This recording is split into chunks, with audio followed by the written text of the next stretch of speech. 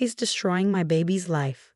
My mother-in-law Eleanor's voice echoed through the dining room at my sister-in-law's house.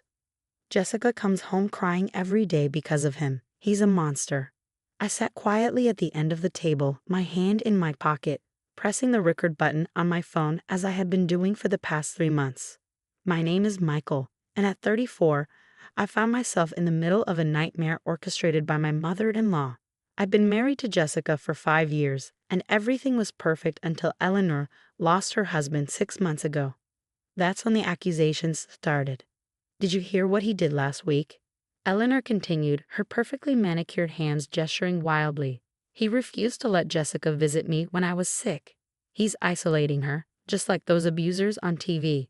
The family around the table shifted uncomfortably, some avoiding my gaze, others shooting me suspicious looks.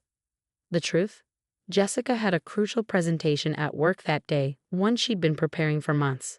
She decided herself not to visit. But in Eleanor's revised version of reality, I was the controlling villain keeping her daughter away from her grieving mother. I took a sip of water, maintaining my composure as Eleanor launched into another fabricated story about how I supposedly monitored Jessica's phone calls. Under the table, my phone continued recording. Next to me, an empty chair sat where Jessica should have been. She was stuck at work, unaware of this latest character assassination. I don't understand how you can all sit here with him, Eleanor sniffled, dabbing at her eyes with a monogrammed handkerchief. My poor baby is suffering, and everyone's acting like it's normal. My sister-in-law, Amanda, cleared her throat. Mom, maybe we should talk about something else. But Eleanor was on a roll. She'd found a captive audience, and she wasn't about to let it go. Something else. While your sister lives in fear? Last month, he wouldn't even let her come to our family beach trip. I almost broke my silence at that one. The beach trip she planned without asking about Jessica's schedule. Then blamed me when Jessica couldn't get time off work. I'd encouraged Jessica to try to make it for at least a weekend, but her project deadlines wouldn't allow it. In Eleanor's mind, this too became evidence of my controlling behavior.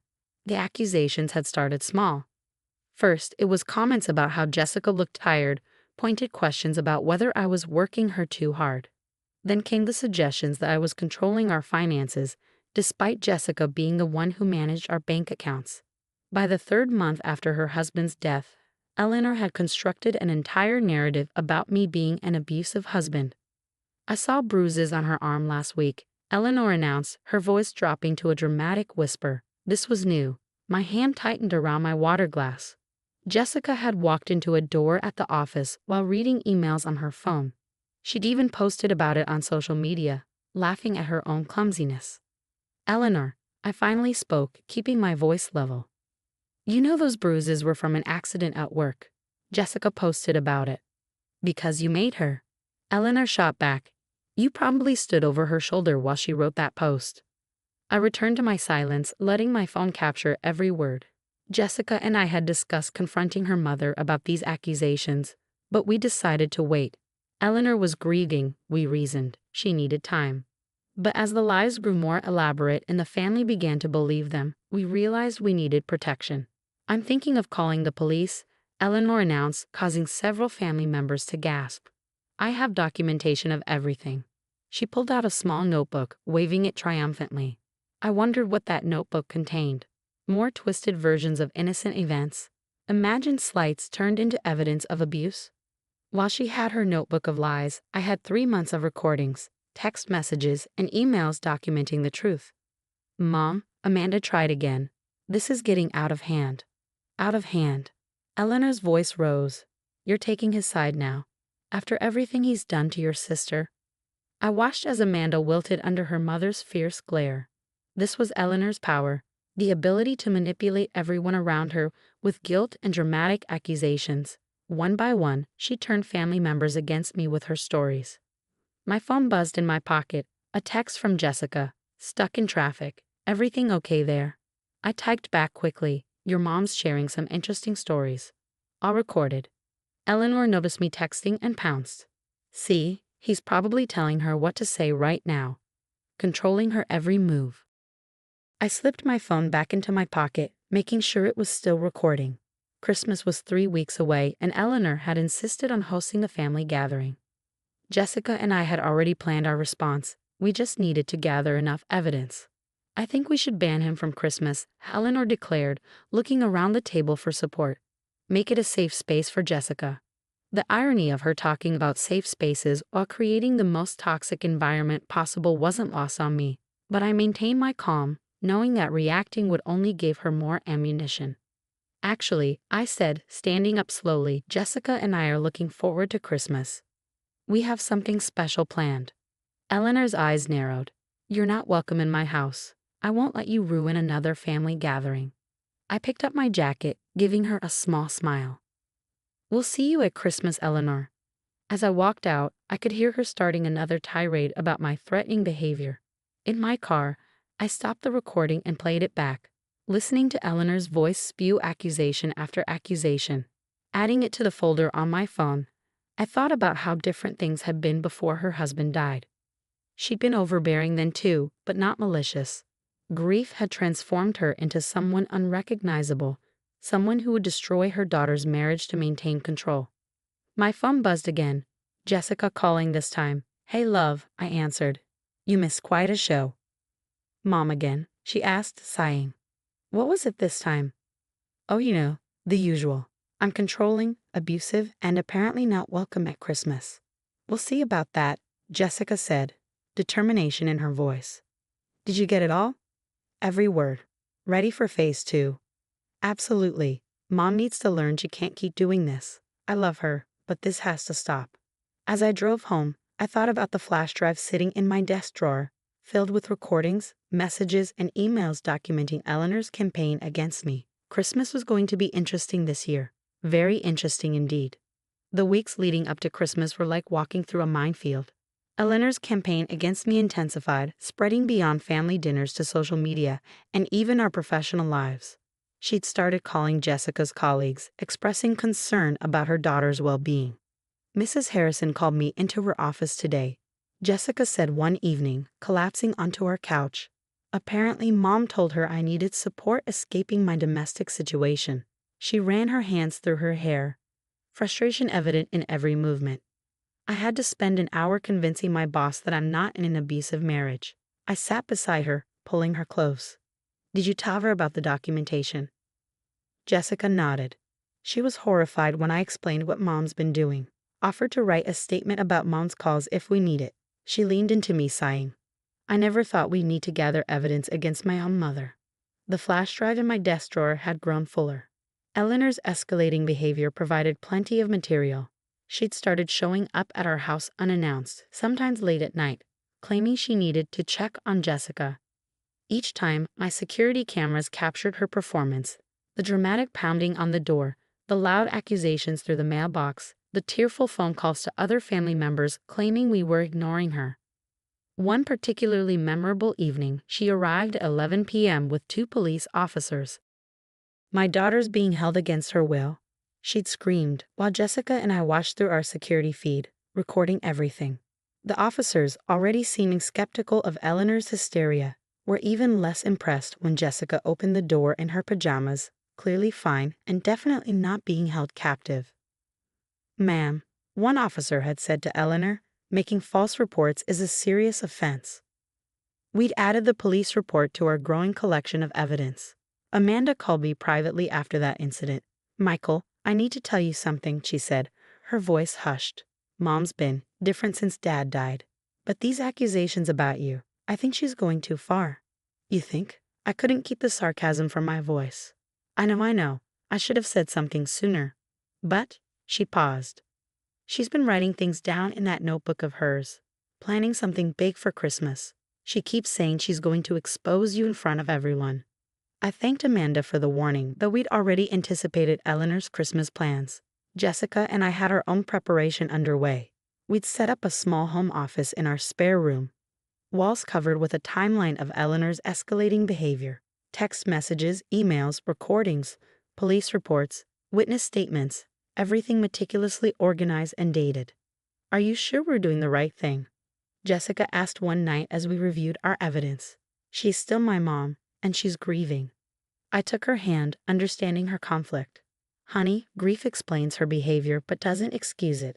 She's trying to destroy our marriage, our reputations, possibly even your career. We have to stop this.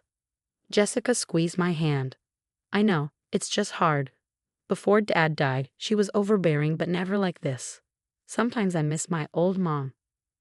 The old Eleanor had been a typical mother-in-law, meddling but generally well-meaning. She'd make comments about my career choices, suggest better ways to organize our house, drop hints about grandchildren. Normal mother-in-law behavior that we could laugh about later. But after her husband's death, something had snapped. Her need to control her daughter had morphed into this destructive campaign. A week before Christmas, Eleanor sent a mass email to the entire family. Subject line, urgent, Christmas intervention for Jessica. The email detailed her plans for a family intervention at Christmas dinner. She'd invited a domestic abuse counselor, arranged for Jessica's cousins to block my escape routes, and prepared a folder of evidence against me. Reading it, I felt a mix of anger and pity. She created such an elaborate fantasy that she genuinely believed she was saving her daughter. Jessica read the email with tears in her eyes. She's really lost it, hasn't she? I held her as she cried, both for the mother she'd lost and the confrontation we knew was coming. We spent that evening finalizing our own plans, making sure every detail was perfect. We couldn't let emotion override preparation. The day before Christmas, Eleanor called Jessica repeatedly, leaving increasingly frantic voicemails. Baby, please don't bring him tomorrow. We can protect you. We have a safe place ready. The counselor says it's normal to be scared, but we're all here for you. Don't let him see this message. Just come alone. Please, baby. Jessica saved each voicemail, adding them to our collection. That night, as we lay in bed, she turned to me with determination in her eyes. Tomorrow needs to work. We have to make her stop. I pulled her closer. It will work. We have everything ready. I just hope. She paused. I hope that after this, we can find a way to help her heal properly, deal with her grief without destroying everyone around her. The morning of Christmas Eve, we packed everything we needed into a discreet briefcase.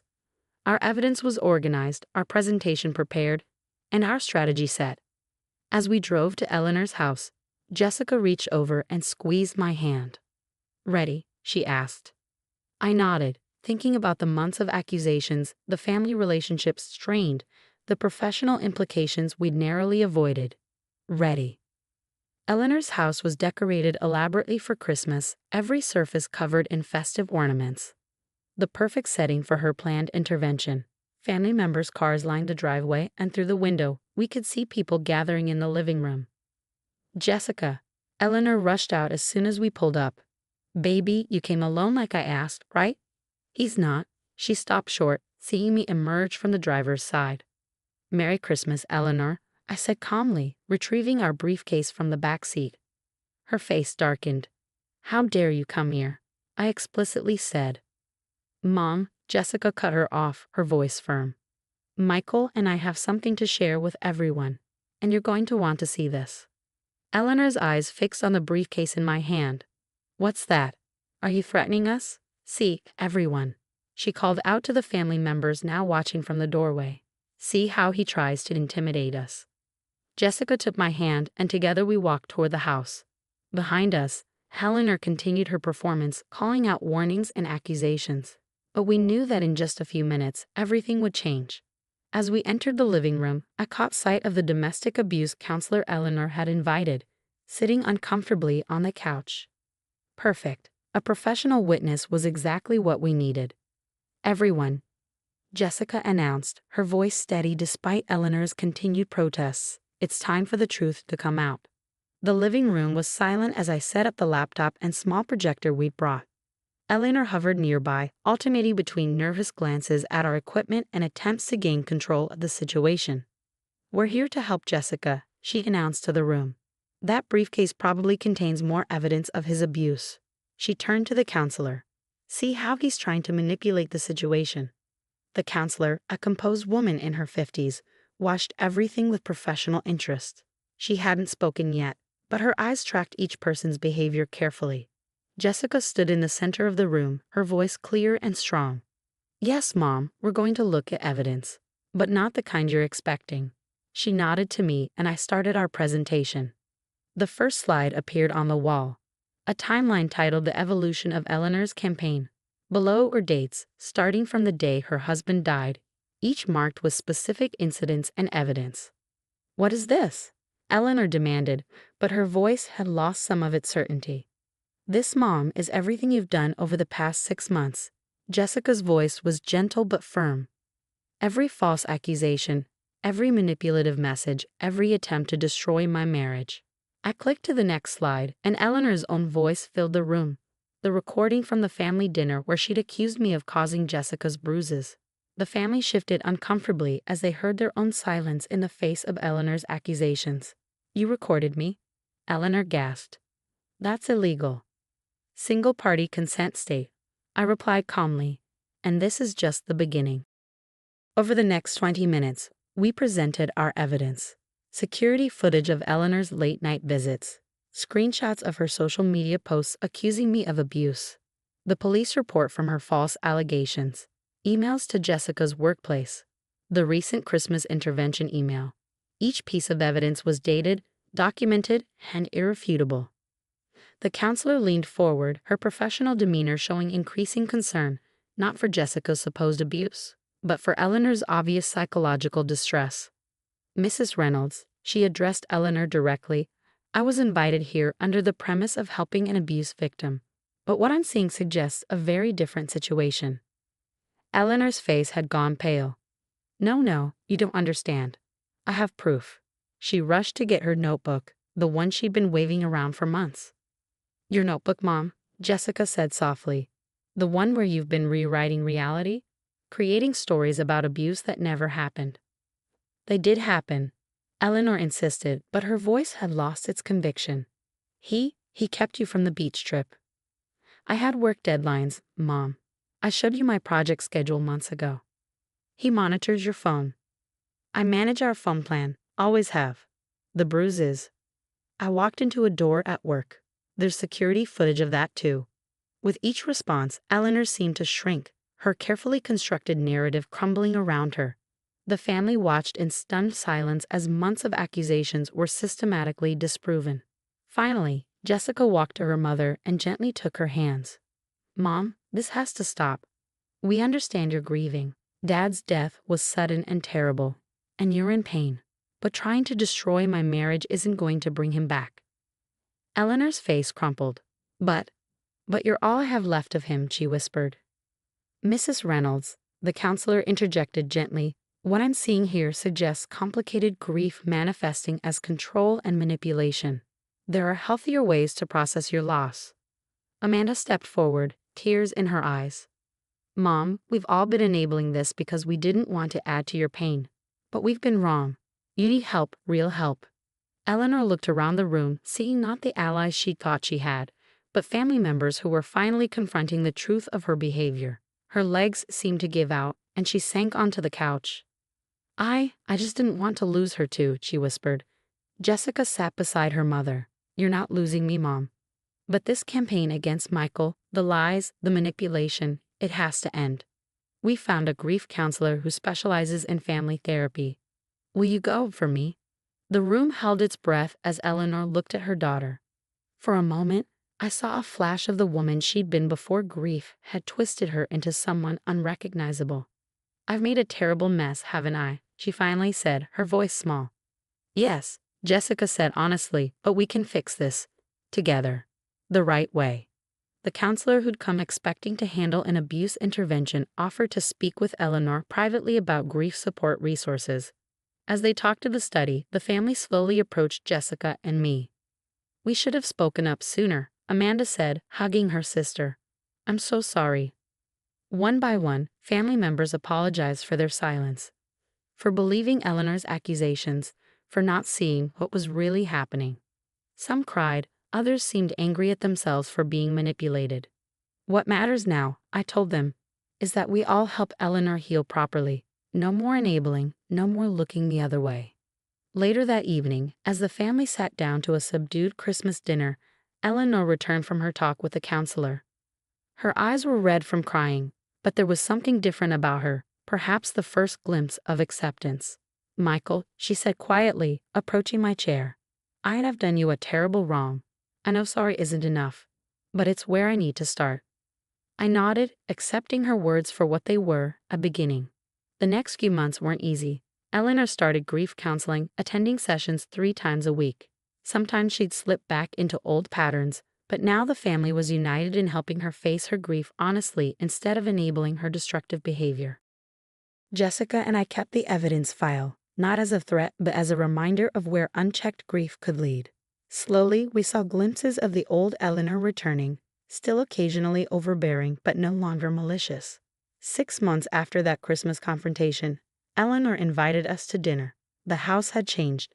Most of her husband's things had been properly sorted, no longer preserved in exactly the same place as the day he died. She joined a grief support group and was even helping other widows navigate their loss. "I want you both to know," she said over dessert, "that I'm doing the work. Really doing it. I almost lost my daughter because I couldn't face my pain. I won't let that happen again." Jessica squeezed my hand under the table as I replied, "That's all we ever wanted, Eleanor. For you to heal." Later that night, as Jessica and I got ready for bed, she smiled at me in the bathroom mirror. "Thank you," she said softly. "For what?" "For being patient, for helping save my mom from herself, for loving me through all of it." I pulled her close, thinking about the long journey from those first accusations to this moment of peace. "That's what family does," I said. "The real kind, not the kind your mom imagined I was." Jessica laughed, a genuine, healing sound. Speaking of mom, she asked if we want to go to the beach next month. All of us. The right way this time. I smiled. "I'd like that." Sometimes I realize the happy ending isn't about winning or proving you're right. Sometimes it's about having the courage to help someone face their pain, even when they've hurt you. Eleanor's journey from grief-stricken antagonist to healing mother-in-law wasn't the ending I'd expected, but it was the one our family needed.